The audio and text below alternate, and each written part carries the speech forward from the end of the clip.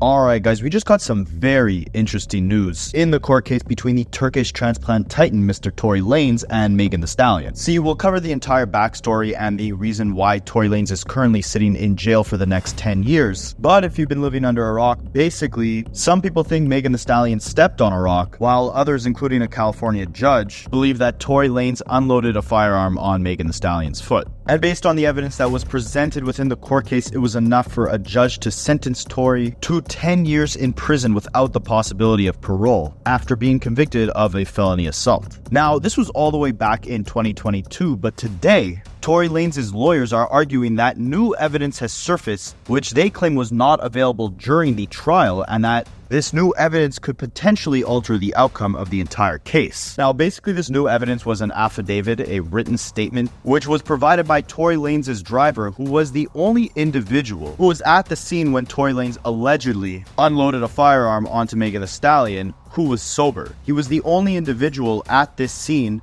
who was sober. Now, we're going to break down exactly what he said, but essentially, just to give some context, the crime scene involved Tory Lanez, Megan Thee Stallion, her friend Kelsey, and Tory Lanez's driver. The driver was driving all of them home from a party at Kylie Jenner's house when a fight ensued within the car, as both Megan Thee Stallion and her friend Kelsey found out that they were both having sexual relations with Tory at the same time. Megan told Tory's driver to pull over, and when he did, Tory Lanez, Megan Thee Stallion, and her friend Kelsey proceeded to argue outside, and eventually a firearm was released, and this is the moment that has the world divided. See, this is where Megan testifies that Tory Lanez used the weapon to injure her foot. I'm not going to use the SHOT word here because YouTube will take this video down, so going forward, instead of saying Tory Lanez aimed and released the firearm at Megan's foot, we'll just say Tory Lanez unloaded the tool. So yeah, this is where the story kind of gets blurry. This is where Megan testifies that Tory hit her foot with the tool. Megan's friend Kelsey also said that Tory Lanez did this initially in a recorded interview. However, during the actual trial, she retracted her statements that she previously made. However, they were still used against Tory within his trial. Tory, on the other hand, did not accept any sort of plea deal. He maintained his innocence. He claims that he did not unload the tool onto Megan Thee Stallion's foot, and now that just leaves the driver as the only individual left who has not given his side of the story. Funny enough, he was also the only sober individual at the time of this event, and he was the only one who watched this from a bird's eye view. He was the only one who was not actually involved in the entire fight that led to a tool being unloaded onto Megan's foot, allegedly. Now, his name is Jaquan Smith, and apparently he could have been called to testify during the trial. However, Tory Lanez's lawyer actually decided not to call on Smith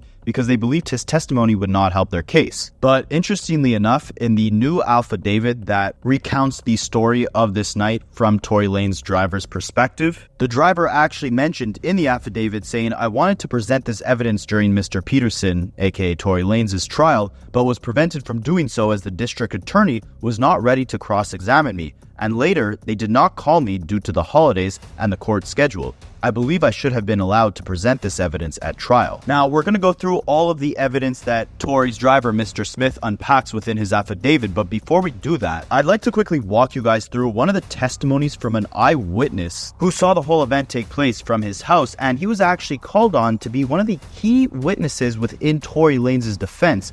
But, however, he gave a really weird story when he kind of recapped what he saw happened. His story was all over the place, but given the new story that Tory Lanez's driver has just told within his affidavit, there does seem to be some overlap between what this eyewitness told at the trial and what Tory Lanez's driver is now saying as well. So this guy, he goes by the name Sean Kelly, and initially he was all over the place. At first he said he did not see a firearm at all, but then later he described seeing a man that resembled Tory Lanez holding one. Sean also recounted seeing Megan Thee Stallion and Kelsey Harris in a violent altercation outside a vehicle with hair pulling and hitting. He testified that after a man, possibly Tory Lanez's driver, tried to intervene and he heard a shot. This eyewitness then said he saw a man matching Tory Lanez's description emerge from the car, and a scuffle involving all four people ensued, followed by more sounds from the firearm. Now, throughout this entire testimony, Sean Kelly kind of was all over the place and making kind of contradicting statements. He initially suggested that Kelsey Harris may have fired the first hit from the firearm, but later stating that he saw a quote-unquote short guy, which would obviously be Tory Lanez, allegedly using the tool with his arm outstretched.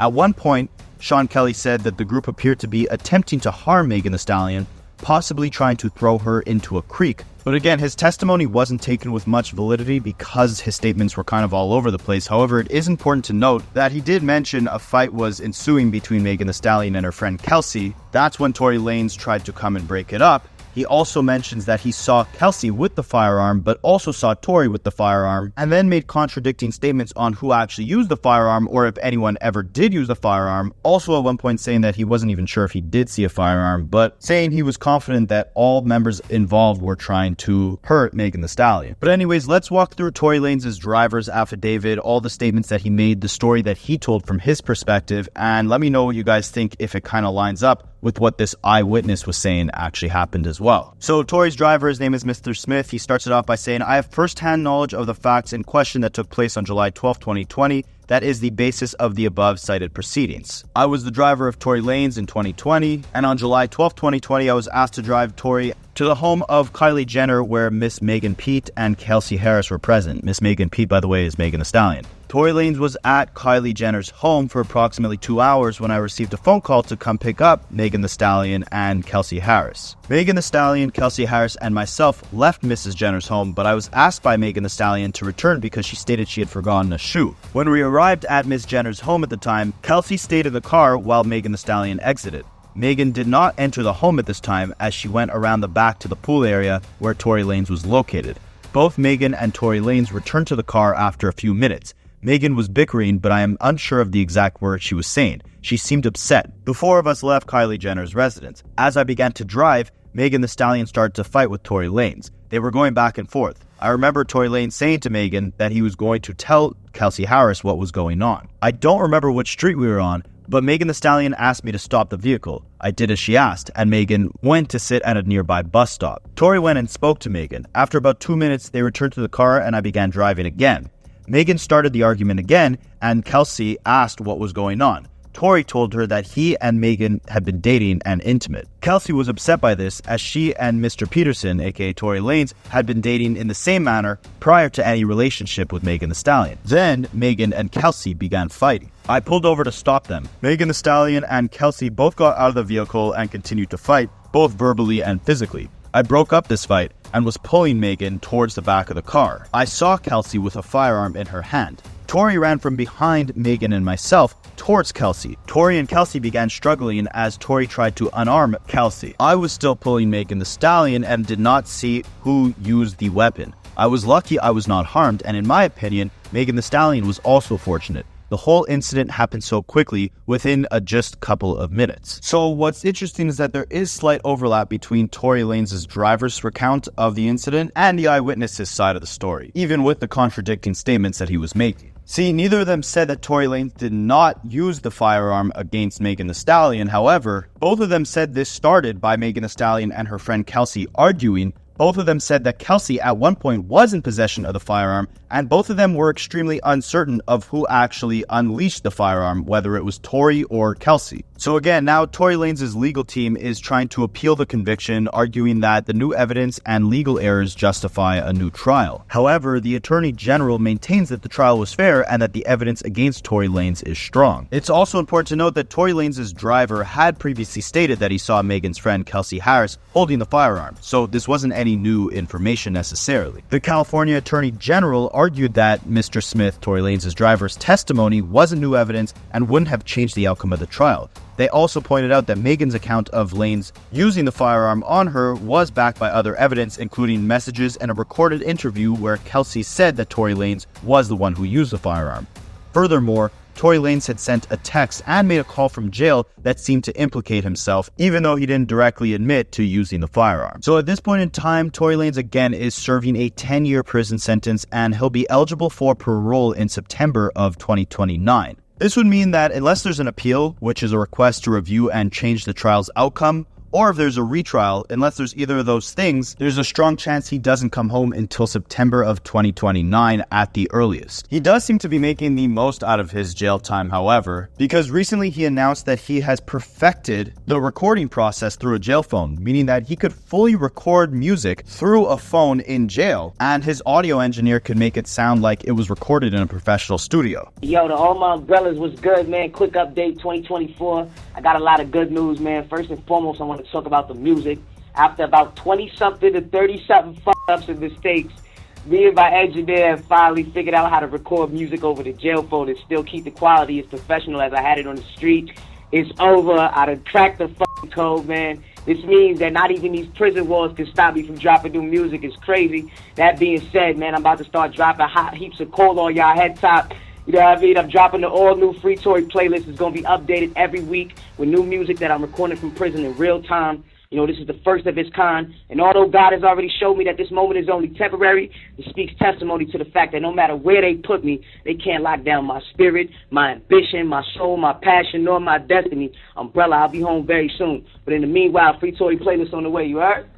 He released 2 records, one titled Cell 245 and one titled Wish I Never Met You, and this record sound incredible. It's insane to think that technology has gotten so good that he could just spit bars through a prison phone and it could sound like he's still on the outside, free with us. Young Thug also tried this method on his newest album, Business is Business, on the intro track titled Parade on Cleveland. However, you could definitely tell that that was recorded through a jail phone, as the vocals don't sound clear at all. But with Tory, they sound super clear, and it's actually going to be very interesting to see, right? If Tory only has the possibility of freedom in 5 years, but he continues to consistently release music while being locked up, he has the opportunity to become bigger than he ever was by the time he is released. He has a large group of individuals riding with him, claiming his innocence, even including guys like Drake. And with that support only growing, and the anticipation only building as there's only more and more years until Tory Lanez is free, it does give him the opportunity to, just write music all day. He was already a great writer to begin with, but now he is confined to those 4 prison walls. He has nothing else to do but create. It could help him touch on deeper subject matter, get more introspective, experiment more with his newer records, and just evolve his sound, as the only thing he has to do right now is focus on evolving and improving his sound. And if he does, I have no doubt it'll pay off, right? Anytime Tory drops a track, no matter how much playlists or streaming platforms want to try to silence him or quote-unquote cancel him, he seems to still prevail. His music still seems to succeed. Look at his most recent album, Alone at Prom. The song The Color Violet, that's an amazing record. It was going to do well no matter what. And if he did really do this to Megan Thee Stallion, then that's a horrible thing. He's a horrible individual. And it is hard to separate the art from the artist, but there definitely should be repercussions if he actually did commit this action. But regardless of the outcome by the judge, I would say a majority of the people don't believe that he actually did this. Now, whose opinion am I going to take? A jury and a judge versus a bunch of fans on the internet? Obviously, I'm going with the jury and the judge. I don't think they would get it wrong that easily, especially with all the evidence that was presented during the trial. However, even guys like Wack 100, who again are not more credible than a judge and a jury, but he recently claimed that there is evidence and video footage that proves that Tory Lanez actually did not unload this firearm on Megan Thee Stallion. However, he said the footage was recorded by a minor, a child who saw the altercation take place in her home, and her parents don't want to implicate her within this entire situation. So because she's a minor, she doesn't have to give up the footage. Again, take this with a grain of salt. This could easily just be a rumor. Wack 100 also said he never saw that footage. This was just something that he heard. So I don't know if it's necessarily valid to believe. However, again, there's an overwhelming amount of support for Tory Lanez online and a large majority of individuals that believe he is innocent. Could they just be blinded by their love for his music, or have they genuinely went through all the facts, all the evidence within this case and come to this conclusion on their own terms? And even if they did, does that make them more credible than a judge and a jury? And regardless, do you think Tory Lanez is going to be bigger than he ever was once he gets out of prison, or even when he's in prison? Do you think he's going to have the highest selling albums, biggest charting singles through the material that he releases, that he records on the jail phone? And does this affidavit, most importantly, from his driver, change anything within the narrative of this story and the case that's been made against Tory? It's again interesting to note that 2 different eyewitnesses who were both sober